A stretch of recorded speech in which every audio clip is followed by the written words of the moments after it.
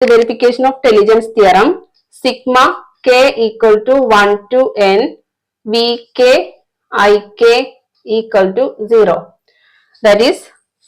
v1 i1 plus v2 i2 plus v3 i3 plus v4 i4 plus v5 i5 plus v6 i6 equal to 0. v1 is 1 into i1 is minus 2 plus v2 is 2 into i2 is 2,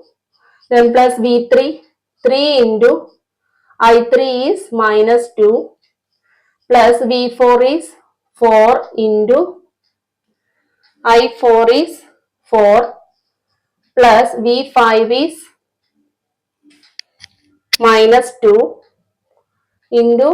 i5 2